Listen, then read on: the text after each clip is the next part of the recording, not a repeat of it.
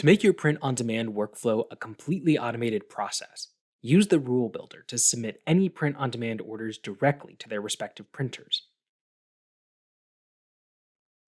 In your Autodesk store, click on Rule Builder under your settings to get started. Then create a new order rule.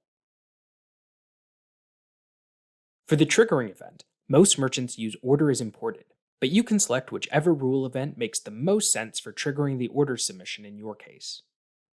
Under the Filter and Actions tab, select the Submit Order action for the printer you want to send the order to. Once you name and enable this rule, any orders that come in will be immediately submitted to your printer. If you plan to send your orders to more than one printer, you'll likely need to look into splitting up your orders so each printer only receives the specific items they need to fulfill. We won't be able to go into that process in detail in this video, but we do have some resources included in this video's FAQ to help walk you through that process.